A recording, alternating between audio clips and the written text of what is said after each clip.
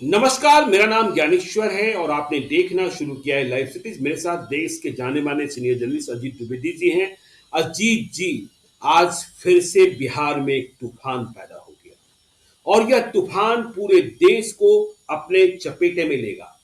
और यह तूफान पैदा हुआ है जिसका असर राजनीतिक भी दिखेगा, सामाजिक भी दिखेगा, केंद्र सरकार पर भी दिखेगा और बिहार की सरकार तो लड़ेगी ही लड़ेगी और नीतीश कुमार नरेंद्र मोदी को मजबूर करने की कोशिश करेंगे क्योंकि केंद्र की सरकार अब बिहार के बूते टिकी है। देखिए, आज पटना हाई कोर्ट ने वो आदेश, वो कानून जिसे बिहार आरक्षण कानून कहा जाता है, उसे रद्द कर दिया। 2023 में ही नीतीश कुमार ने पहले जातिगत सर्वे कराया, उसकी रिपोर्ट आई और इसके बाद बिहार में आरक्षण बढ़ाने का फैसला कर दिया। देखिए, 65% आरक्षण कर दिया गया। किसके लिए? ओबीसी के लिए, ईबीसी के लिए, एससी के लिए, एसटी के लिए। इसके साथ ही 10% आरक्षण ईडब्ल्यूएस के लिए। और बिहार सरकार के इस कानून को जो विधानसभा में पास कराया गया, विधानमंडल में पास कराया गया, राज्यपाल ने भी मंजूरी दे दी। तब हम लोग चर्चा कर रहे थे, बिहार में महागठबंधन की सरकार है, पता नहीं राज्यपाल मंजूरी देंगे कि नहीं देंगे। लेकिन नीतीश कुमार का खौफ ऐसा था और महागठबंधन की सरकार को कोई मौका नहीं देना चाहती थी एनडीए, इसलिए यह मंजूरी मिल गई। लेकिन इसके खिलाफ हाईकोर्ट में रीट याचिकाएं हुई और आज पटना हाईकोर्ट ने अपना फैसला सुनाया। पटना हाईकोर्ट के चीफ जस्टिस के विनोद चंद्रन और जस्टिस हरीश कुमार ने कहा कि यह आरक्षण जो बढ़ाया गया है वह गैर कानूनी, गैर संवैधानिक है। 50% से अधिक आरक्षण हो ही नहीं सकता है। इसके बाद यह बढ़ा हुआ आरक्षण जिसे तत्काल प्रभाव से लागू कर दिया गया था, उसे खत्म कर दिया गया पटना हाईकोर्ट के आदेश से। तो अब देखिए, यह बवाल पैदा हो जाना है।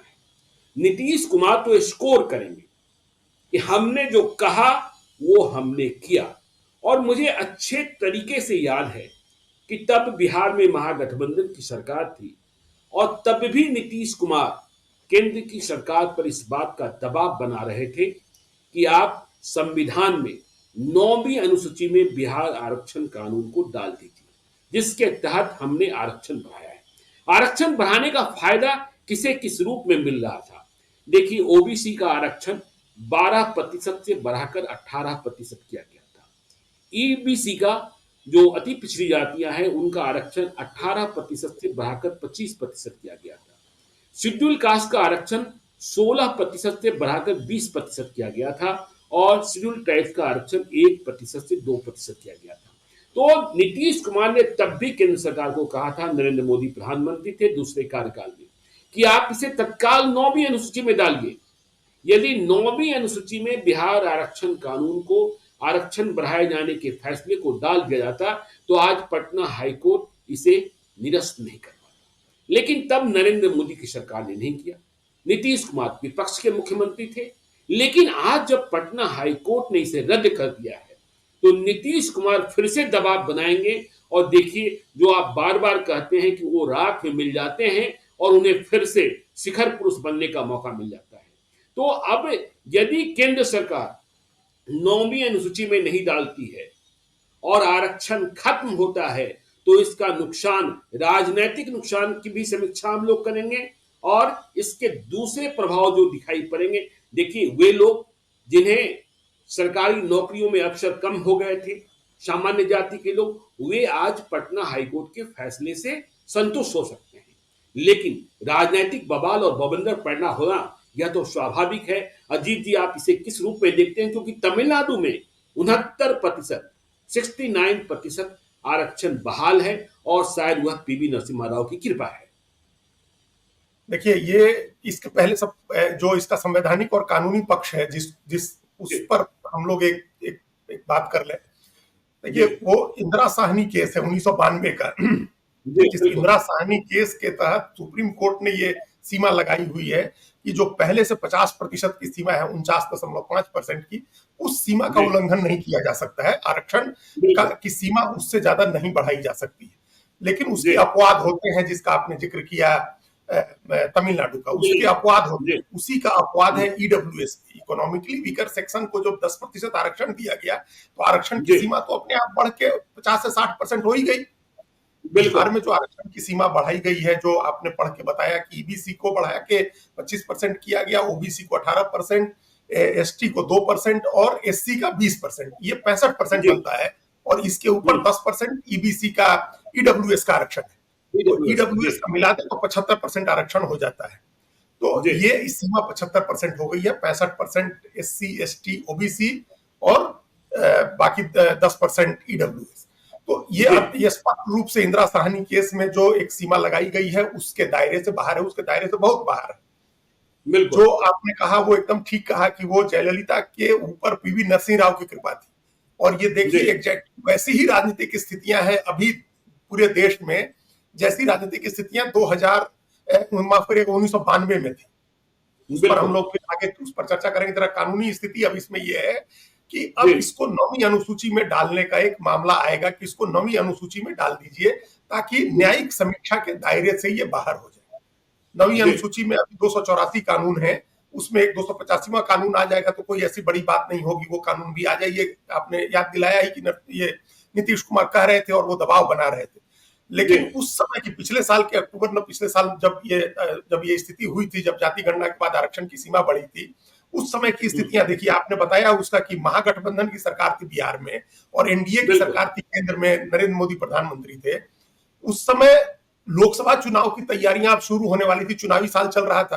तो कोई आदमी ये जोखिम नहीं ले सकता था कि जाति गणना के बाद अगर आरक्षण की सीमा बढ़ाई गई है तो हम उसको रुकवा दें।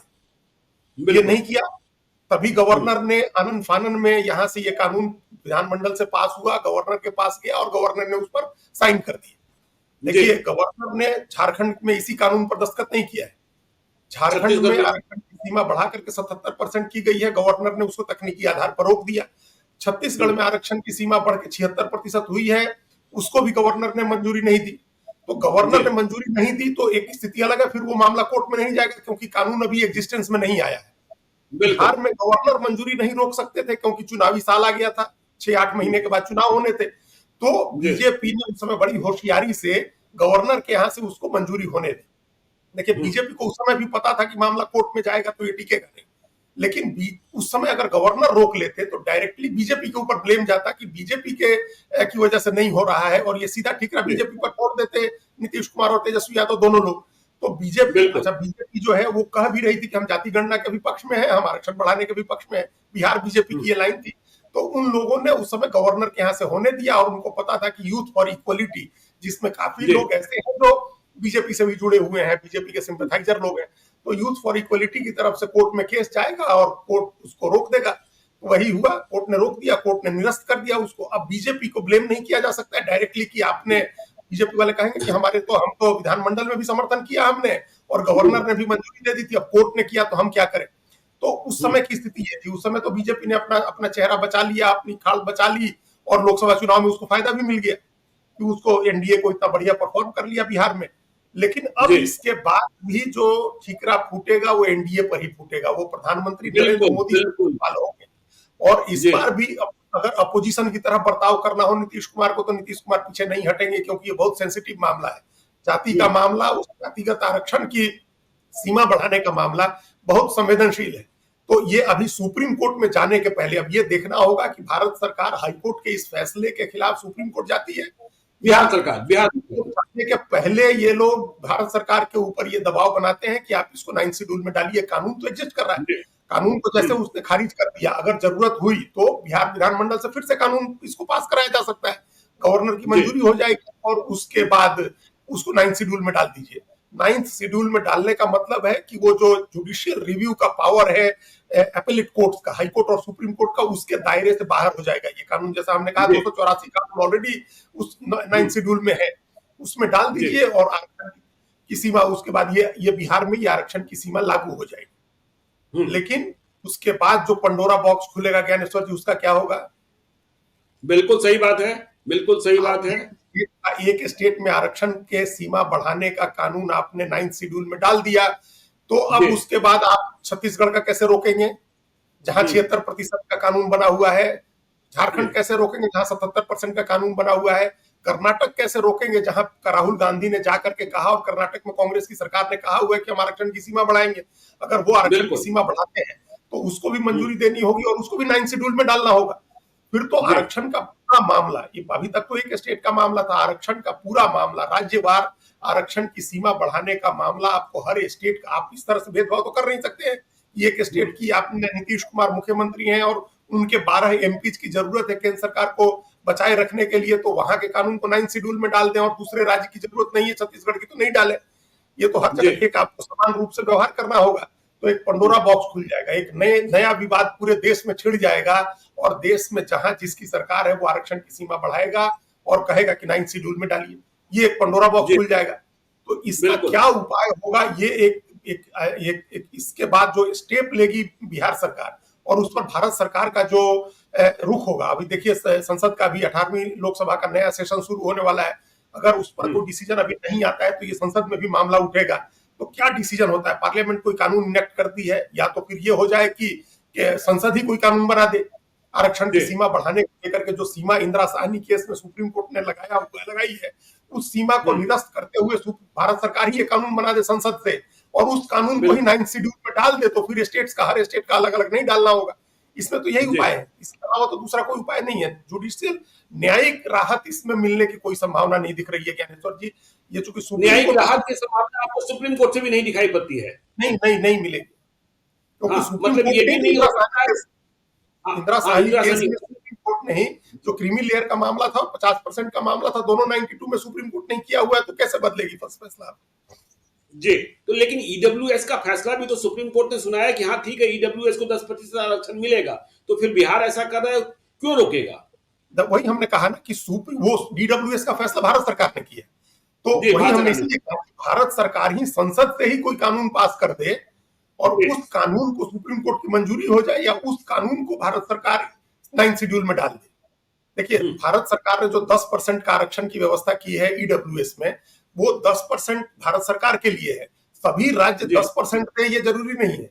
जैसे छत्तीसगढ़ सरकार ने उसको 10% को घटा के 6% कर दिया, तो कोई 4% कर दे, जहां आबादी का अनुपात कम है 4% कर दे, तो वो स्टेट्स के ऊपर है। भारत सरकार के अपने वाले कानून को सुप्रीम कोर्ट ने मान्यता दे दी, तो उसी तरह से इस मामले में भी भारत सरकार ही कानून बना दे, संसद में ही कोई कानून बन जाए और वो कानून फिर सभी राज्यों पर लागू हो जाए। अगर सुप्रीम कोर्ट उस कानून को मंजूरी नहीं देता है तो भारत सरकार उस कानून को 9th शेड्यूल में डाल दे, तो जो स्टेट वाइज करने की जरूरत होगी वो नहीं होगी। नहीं तो अब तो राजनीति शुरू हो जाएगी ना। नीतीश कुमार इस मसले पर कोई समझौता, नीतीश कुमार इस मसले पर कोई समझौता करेंगे नहीं। और देखिए, अब तो डबल इंजन की सरकार है, बिहार में भी एनडीए की सरकार और देश में भी एनडीए की सरकार। बिहार में नीतीश कुमार को बीजेपी की जरूरत है और दिल्ली में नरेंद्र मोदी को जेडीयू की जरूरत है।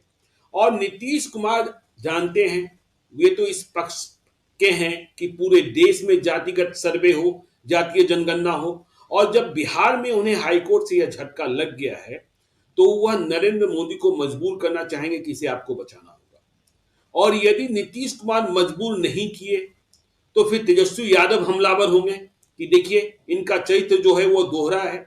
और यदि नरेंद्र मोदी ने नीतीश कुमार के सामने नीतीश कुमार की बातों को नहीं माना तो नीतीश कुमार किस बात के लिए जाने जाते हैं? वो हम कह रहे थे, देखिए जिस दिन एनडीए की बैठक हो रही थी कि लोगों ने देखा कि नीतीश कुमार ने नरेंद्र मोदी का पैर छू लिया।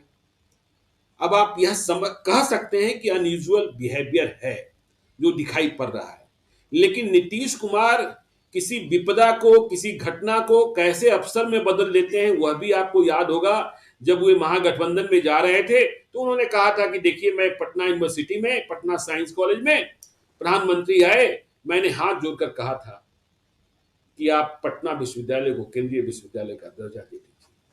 मैं अपने लिए मांग रहा था क्या? और अब जब बातें बिगड़ेंगी, 9वीं अनुसूची में शामिल नहीं करना चाहेंगे, नीतीश कुमार को अपनी फिक्र है, अब वे तो प्रधानमंत्री पद की रेस में है नहीं। यह भी नहीं कि हाँ प्रधानमंत्री पद की रेस में होते तो उन्हें राष्ट्रीय स्तर पर सोचना होता, ये पंडोरा बॉक्स यहां खुल जाएगा वहां खुल जाएगा। उन्हें बिहार की चिंता है। तो यदि केंद्र ने गड़बड़ी की तो नीतीश को पता है कि मेरा वोट बैंक खराब होगा, क्योंकि लोकसभा चुनाव में जिस तरीके से ईबीसी ने नीतीश कुमार का साथ दिया है वह तो अभूतपूर्व है ही ना। तो यदि मोदी ने देरी की तो फिर तो नीतीश कुमार का मूड बिगड़ सकता है और फिर वो कह सकते हैं मैंने पैर भी छुआ था, अपने लिए नहीं छुआ था, मेरा कोई बिल्कुल बेटा बेटी नहीं है, मेरा 9 गो बच्चा नहीं है, मैं बिहार के लिए मांग रहा था। और आरक्षण, इस पर नीतीश कुमार, वो नीतीश कुमार जिन्होंने पिछड़ा अति पिछड़ा किया, दलित महादलित किया और लालू यादव की कुर्सी खत्म कर दी, लालू यादव का शासन खत्म कर दिया। तो नीतीश कुमार तो इस मामले में झुकने वाले मुझे नहीं दिखते हैं। देखिए, और अगर अब हम उसी बात को हम आगे बढ़ाते हैं, अगर झुकते नहीं है और इस मामले पर, अगर इस आरक्षण के मामले पर वो साथ छोड़ दे एनडीए का, तो फिर उन पर कोई सवाल नहीं उठा सकता है। फिर तो वो अपना जो इस देश में जो बिहार में जाति गणना करा करके जो उन्होंने एक आंकड़ा देश के सामने पेश किया है कि 63% पिछड़ा और अति पिछड़ा है, उसके तो वो सचमुच मसीहा हो जाएंगे कि उन्होंने, उनकी पार्टी केंद्र सरकार में शामिल है, उनके मंत्री हैं, यहाँ बीजेपी के समर्थन से उनकी सरकार है और उन्होंने ठोकर मार दी। अगर इस आरक्षण के मसले पर देखिए, 63% पिछड़ी जाति और अति पिछड़ी जाति है और 20% अनुसूचित जाति है, तो उन्हीं का आरक्षण दाव पर लगा हुआ है। उन अनुसूचित जाति का आरक्षण भी नीतीश कुमार ने 16 से बढ़ा करके 20% किया है, क्योंकि इस बार जाति गणना में उनकी आबादी 20% आई है, 19.5% 20% आई है, उनकी उनका आरक्षण भी बढ़ाया है। तो इस मसले पर अगर नीतीश कुमार साथ छोड़ना चाहें तब तो उनकी बल्ले बल्ले है, उनकी लॉटरी निकल गई कि फिर पूरा जो पिछड़ा, अति पिछड़ा और दलित का जो वोट है वो उनके साथ जुड़ जाएगा और उनकी कुर्सी पर भी कोई खतरा नहीं होगा, क्योंकि आरजेडी वाले तो इंतजार ही कर रहे हैं उनका कि वो जब आए तब हम उनको फिर सर आंखों पर बिठाएं। तो उनके लिए तो ये विन विन सिचुएशन है, या तो बीजेपी दे दे, उनको सरकार बनाए रखे और नवी अनुसूची में डाल दे इस कानून को, बिहार सरकार के आरक्षण कानून को, और नीतीश कुमार के साथ गठबंधन चलता रहे। अगर वो लोग नहीं करते हैं तो नीतीश कुमार छोड़ देंगे, अपनी सत्ता बची रहेगी और आरक्षण के, पिछड़ों के और दलितों के मसीहा के तौर पर नीतीश कुमार स्टैब्लिश हो जाएंगे। नीतीश कुमार के सामने इसमें खतरा अभी तत्काल नहीं दिख रहा है। उनके सामने खतरा तभी होगा जब स्टैंड नहीं लेंगे, स्टैंड नहीं लेंगे, जब वो इंतजार करेंगे। आरक्षण खत्म हो गया है तो आरक्षण खत्म हो गया, हाईकोर्ट ने निरस्त कर दिया, तब तो आरक्षण है नहीं, उस कानून का वजूद नहीं रहा। जो गवर्नर का साइन किया हुआ कानून था उसको निरस्त कर दिया, संवैधानिक बता दिया हाईकोर्ट ने, और कहा कि संविधान के अनुच्छेद 14, 15, 16 सबका उल्लंघन है, ये सबके विपरीत है। मतलब जो कानून के समक्ष समानता वाले जितने कानून हैं उन कानूनों का उल्लंघन बताया, तभी तो खत्म हो गया। आपका कानून है, आपके पास बिल है, आपको फिर पास करा करके आप भेज सकते हैं। अगर स्टैंड नहीं लिया नीतीश कुमार ने और दबाव नहीं बनाया नरेंद्र मोदी के ऊपर, प्रधानमंत्री और केंद्र सरकार के ऊपर कि इसको नवी अनुसूची में शामिल किया जाए, या भारत सरकार कोई कानून बनाए, जो बिहार सरकार का कानून है उस कानून की प्रतिलिपि, उस कानून की कॉपी मंगाए, उस कानून के आधार पर एक कानून बनाए और उस कानून को पास कर दे ताकि वो हर स्टेट के लिए लागू हो जाए। तो अब ये नरेंद्र मोदी इस बात के लिए तैयार होते हैं कि नहीं कि केंद्रीय आरक्षण में भी ओबीसी ईबीसी का आरक्षण बढ़ाया जाए। वहां तो कोई ईबीसी है नहीं, वहां तो ओबीसी ही है और एससी और एसटी है, उनके आरक्षण की सीमा बढ़ाई जाए या नहीं बढ़ाई जाए, ये तो बड़ा, ये एक कॉन्शियस पॉलिटिकल, ये पॉलिसी डिसीजन होगा जो भारत सरकार को करना है। तो उससे आसान रास्ता ये है कि आप नवी अनुसूची में बिहार सरकार के कानून को डलवा दीजिए। अगर नहीं डालते हैं तो इसका नुकसान बीजेपी को भी होगा, नीतीश कुमार को भी होगा, क्योंकि तब नीतीश कुमार को स्टैंड लेना। अब जो दूसरी बात, स्टैंड तो लेना होगा। और जैसे आपने कहा कि लॉटरी लग गई नीतीश कुमार की, जो आप कह रहे हैं, वैसे ही यह भी कह सकते हैं कि तेजस्वी यादव के लिए भी एक काउंटडाउन मशीन मिल गया है। तेजस्वी यादव भी काउंटडाउन स्टार्ट करेंगे। नीतीश कुमार इस मसले पर कब चुप हैं, कब बोल रहे हैं, कितने दिनों की गिनती होगी। और देखिए, अब तो जो नई बहालियां जो नीतीश कुमार चाह रहे हैं कि उन्होंने एक टाइम फ्रेम तय रखा है कि सितंबर तक कितनी बहालियां हो जाए, उसमें आरक्षण का फायदा तो बढ़े हुए आरक्षण का फायदा मिलेगा नहीं। हम यह भी समझना चाहते हैं कि नवंबर, चूंकि नवंबर में यह नया बिहार आरक्षण कानून आया और तत्काल प्रभाव से इसे लागू किया गया, तो नवंबर से लेकर जो अप्रैल मई तक बहालियां हुई हैं, उनमें जो आरक्षण का लाभ प्राप्त कर जो लोग बहाल हुए हैं अधिक संख्या में, उन्हें तो कोई खतरा नहीं है। नहीं, उन्हें कोई खतरा नहीं, उसको स्पेसिफाई नहीं किया है। और ये हाईकोर्ट ने नहीं कहा कि रेट्रोस्पेक्टिव इफेक्ट से लागू होगा, मतलब ये पहले जो इसके तहत बहाली हो गई है वो रद्द हो जाएगी, ऐसा नहीं कहा है सुप्रीम हाईकोर्ट ने, इसलिए वो बहाली रहेगी। और ये वही हम कह रहे थे कि अगर नीतीश कुमार ने स्टैंड नहीं लिया तो बहुत जी बड़ा नुकसान होगा, क्योंकि तब तेजस्वी यादव और आरजेडी कांग्रेस इस मसले को भुनाने के लिए बैठे हुए हैं लोग, इसका लाभ उठाने के हम्म, लिए। और जो सबसे जी पहला आरोप लगेगा, जो आज से शुरू भी हो गया, वो आरोप ये होगा कि सरकार ने जानबूझ करके किया है, सरकार को की मंशा नहीं थी कि आरक्षण बढ़ा हुआ आरक्षण लागू हो, इसीलिए इन जी लोगों ने उसको 9th शेड्यूल में नहीं डाला। बीजेपी की मंशा गलत है, जेडीयू की मंशा गलत है, और ये काम देखिए ये कई जगह हो चुका है। आपको ध्यान होगा बिल्कुल महाराष्ट्र में जब इसी तरह से मराठा आरक्षण लागू किया गया, तो जी सरकार ने लागू किया, उसको पता था कि कोर्ट से खारिज हो जाना है। हरियाणा में इसी तरह से जाट आरक्षण लागू हुआ, सरकार को पता था कि कोर्ट में जाएगा, खारिज हो जाएगा। तो उससे सरकारों की मंशा पर सवाल उठता है कि हम्म, ये सवाल तो उठेगा ना, नीतीश कुमार की मंशा पर तो तेजस्वी यादव सवाल उठाएंगे कि भाई आपको पता जी है कि आरक्षण की सीमा बढ़ाने पर कोर्ट उसको मंजूरी नहीं देगा, कोर्ट उसको कैंसिल कर देगा, तो आपने क्यों नहीं इसको 9th शेड्यूल में डलवाने के लिए, आप इतने अब 6 महीने बिल्कुल से गठबंधन में है, 5 महीने से आपने क्यों नहीं कहा कि इसको 9th शेड्यूल में डाला जाए? जी आपने इसको प्रोटेक्ट करने का क्या उपाय किया? हम्म, देखिए तेजस्वी यादव इसलिए कह सकते हैं क्योंकि वो नवंबर में ये कानून बना है और जनवरी में वो बाहर हो गए, तो जी उनके पास तो समय था नहीं। इनको कहा हम्म, जा सकता है कि वो ये सवाल पूछ सकते हैं नीतीश कुमार से कि आपके पास जब चुनाव की घोषणा होने के पहले 3 महीने का समय था, आपने इसको 9th हम्म, शेड्यूल में क्यों नहीं डलवाया? तो ये एक बड़ा सवाल हो जाएगा। ये फिर उस पर ये नैरेटिव बनेगा कि इन लोगों को पता था कि ये कैंसिल होना है, लेकिन इन लोगों ने आंख में धूल झोंकने के लिए इस कानून को बनाए रखा। तो वो तो एक खतरा है वहां, ये अपोजिशन तो इस पर पॉलिटिक्स करेगा उस तरह। नहीं खतरा देखिए, और अपोजिशन में देखिए, अपोजिशन में भी देखिए आजकल राहुल गांधी और तेजस्वी यादव की केमिस्ट्री किस तरीके से बैठ रही है। हाँ? कि जब राहुल गांधी को तेजस्वी यादव बधाई दे रहे हैं तो राहुल गांधी पूछ रहे हैं अगली पार्टी कब होगी, और जवाब में तेजस्वी यादव कह रहे हैं कि मछली पार्टी होगी, ये मछली रहेगी और ये कड़ी रहेगी। तो अब तो देखिए नीतीश कुमार यदि चुप रह गए, नीतीश कुमार खामोश रह गए, तो फिर तो बड़ा मुश्किल है। बहुत और यदि बहुत नुकसान खामोश होगा। नहीं, हाँ, यदि खामोश नहीं रहे तो एनडीए के भविष्य पर भी ग्रहण है। बिल्कुल बिल्कुल, ये दोनों वही है, वही ये सांप छुछुंदर वाली स्थिति हो गई ज्ञानेश्वर जी, कि अगर बिल्कुल अगर उगल दिया तो अंधे हो जाएंगे, खा लिया तो मर जाएंगे। तो अभी वो वाली हम्म, स्थिति है, इसमें से बच के निकलना है नीतीश कुमार को कि एनडीए से गठबंधन भी उनका खत्म नहीं हो, और ये हम्म, आरक्षण के मामले पर वो कटघरे में भी नहीं खड़ा किया जाए। देखिए ये पूरा चुनाव, बिहार का चुनाव, माइक्रो एनालिसिस आपने भी किया है, हमने भी किया है। हम्म, जहां भी इंडिया ब्लॉक का पिछड़ी जाति का उम्मीदवार था, हर जगह चुनाव अगड़ा बनाम पिछड़ा हो गया। ये बैकवर्ड बनाम फॉरवर्ड, ये पहली बहुत बरसे के बाद चुनाव उस तरह के रूप में गया है। और इसका नतीजा हुआ कि कुशवाहा वोट भी टूटा, मल्लाह का वोट भी टूटा, दलित के वोट में टूट फूट हुई, कई दूसरी जातियों के भी वोट टूटे। वो वो पॉलिटिक्स अब बहुत तेज हो जाएगी अगर इस पर इसको नहीं डिफेंड करते हैं नीतीश कुमार, इस आरक्षण की व्यवस्था को, अपने कानून को अगर वो नहीं डिफेंड कर पाते हैं, तो अपोजिशन की पार्टी उनको कटघरे में खड़ा करेंगी और उनको बड़ा नुकसान होगा। सारी पूंजी जो अभी तक बनाई है उन्होंने अत्यंत पिछड़ी जातियों की पॉलिटिक्स करके, जो आप बता रहे थे, पिछड़ी जाति, अति पिछड़ा, जी। दलित, महादलित का, वो पूरी पॉलिटिक्स उनकी खतरे में आएगी।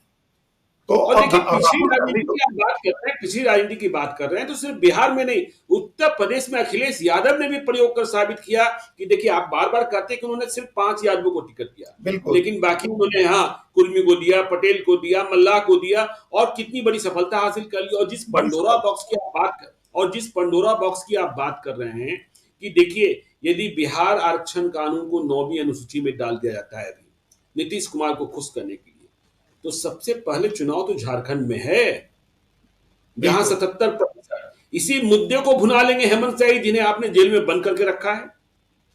हाँ, ये बात उठ जाएगा हेमंत सोरेन के लिए, तो एक बड़ा मुद्दा मिल जाएगा कि भाई आपके गवर्नर जी किस आधार पर हमारा बिल रोक करके रखे हुए हैं।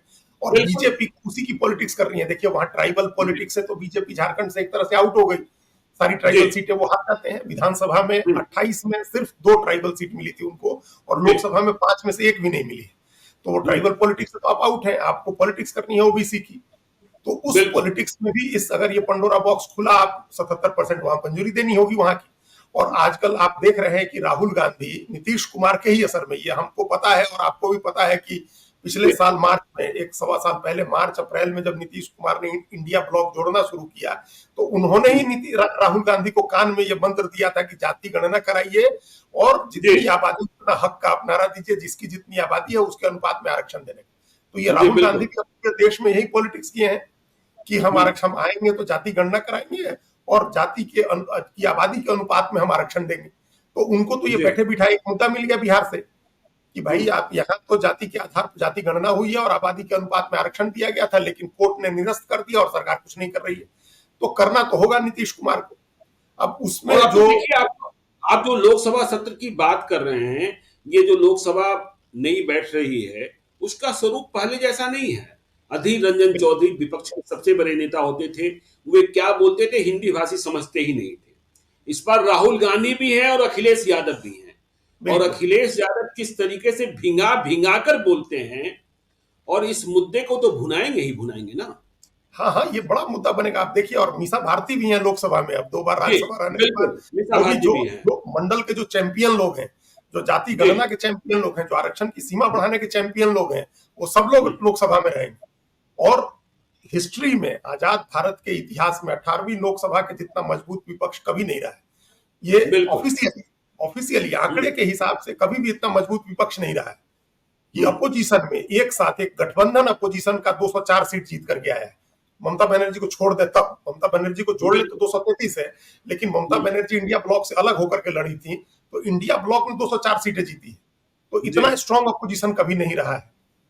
अब पहले जो आपने कहा ना कि नरसिंह राव की कृपा वाली, उस समय वो बात रह गई थी, एग्जैक्ट सेम स्थिति है। देखिए इतिहास किस तरह से अपने को दोहराता है, एकदम वो स्थिति है। कितना रिजेम्बलेंस है, कितनी समानता है, आप ये देखिए कि 1991 में जो लोकसभा बनी थी, उस लोकसभा में 232 सीटें मिली थी कांग्रेस पार्टी को, 232। और राजीव गांधी की हत्या की वजह से बीच में चुनाव रुक गया था, 232 सीटें मिली थी। और इस बार नरेंद्र मोदी को 240 सीट मिली। उस 232 सीट को नरसिंह राव ने बढ़ा करके 244 किया था। और सरकार कई पार्टियों के समर्थन से चल रही थी, जिसमें एक समर्थन देने वाली पार्टी जयललिता की अन्ना डीएमके की भी थी। तो उसी समय अन्ना डीएमके ने समर्थन की कीमत क्या ली थी?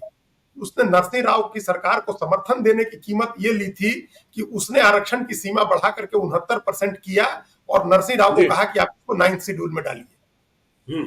तो नरसिंह राव की सरकार ने अपनी सरकार बचाने के लिए, जयललिता के समर्थन के लिए, तमिलनाडु विधानसभा से पास किए गए 69% आरक्षण के बिल को 9th शेड्यूल में डाल दिए।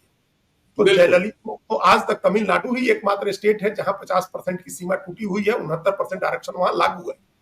तो वो उन्होंने अपने समर्थन की कीमत अपने लिए नहीं वसूली, किसी के लिए कोई मजबूत मंत्री पद नहीं मांगा कि हमको ये मंत्रालय दे दीजिए, हमको इतना मंत्री पद दे दीजिए। उन्होंने कीमत क्या ली कि हम अपने आरक्षण की सीमा बढ़ा रहे हैं, इसको 9th शेड्यूल में डालिए ताकि ये जुडिशियल रिव्यू से बाहर हो जाए। और नरसिंह राव ने कर दिया।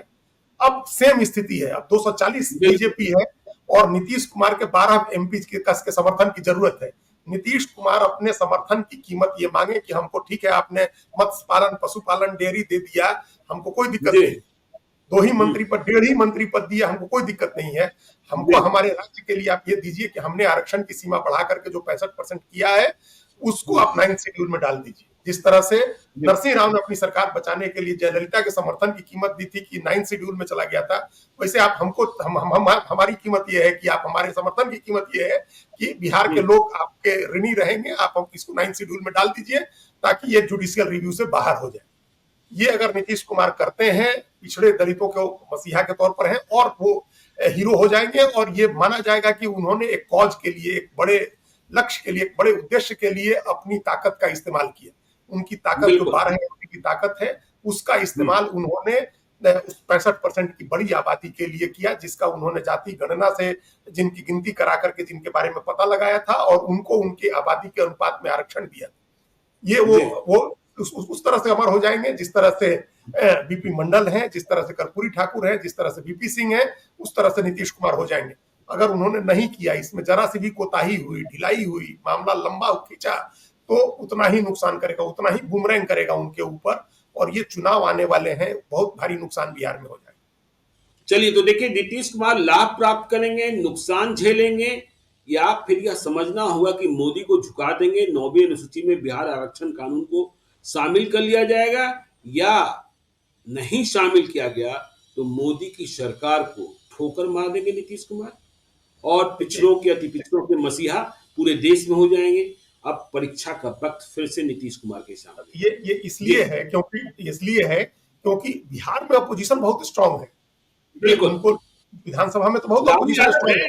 लालू यादव है, असली मसीहा पिछड़ों के लालू यादव भी हैं, और लालू यादव की पार्टी के लगभग 80 विधायक हैं विधानसभा में, और लोकसभा में भी सीटें भले उनको 4 मिली हैं, या इंडिया ब्लॉक को 9 ही सीट मिली है, लेकिन उनके वोट परसेंटेज में बहुत सब्सटेंशियल इजाफा हुआ है, जो उस वोट में पिछड़ी जाति का वोट ऐड हुआ है, उसकी वजह से अत्यंत पिछड़ी जातियों ने नीतीश कुमार और बीजेपी को बचाया। पिछड़ी जातियों का वोट ऐड हुआ है नीतीश पे, माफ करिएगा, लालू यादव के साथ। तो वो इस मौके का इस्तेमाल करना चाहेंगे बड़े पैमाने पर। उनको एक मौका मिल गया है ये पिछड़ी जाति की, और जो अत्यंत पिछड़ी जाति है उसका भी वोट अपनी तरफ करने का एक बड़ा मौका लालू यादव को मिल गया। अगर अपोजिशन कमजोर होता, चुनाव बहुत देर से होता, तो एक बात मान सकते थे कि चलिए थोड़ा डिले इसमें हो सकता है, लेकिन अब तो रोज मिनट टू मिनट उन पर अटैक होगा, हर घंटे नीतीश कुमार पर अटैक होगा कि आपने, इनको पता था और इसकी वजह से इन्होंने आंख में धूल झोंकने के लिए इस कानून को इस रूप में रखा। इन्होंने 9th शेड्यूल में नहीं शामिल कराया, तो 9th शेड्यूल में शामिल कराया जाए या कोई डायरेक्शन सुप्रीम कोर्ट से मिले इस मामले पर,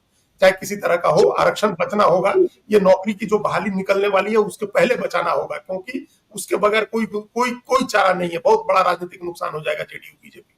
तो देखिए, नीतीश कुमार की परीक्षा की घड़ी भी आ गई है और नरेंद्र मोदी को भी बड़ा फैसला लेना होगा। और देखिए, जो आरक्षण बढ़ाया गया था वह खत्म हो चुका है।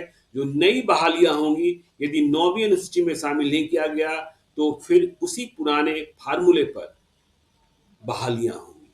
तो बिहार में क्या होगा, देश में क्या होगा, पंडोरा बॉक्स कहां खुलेगा, यह हम और आपको बताते रहेंगे। हम साथ में ही हैं अजीत द्विवेदी जी के साथ, चर्चा करते रहेंगे। आप देखते रहिए लाइव सीरीज को। यदि अब तक आपने हमारे यूट्यूब चैनल लाइव सीरीज को सब्सक्राइब नहीं किया है तो जरूर कर लीजिएगा। और यदि इस वीडियो को फेसबुक पेज के माध्यम से देखें तो पेज को लाइक कीजिएगा, ट्विटर पर भी हमें फॉलो कीजिए। धन्यवाद।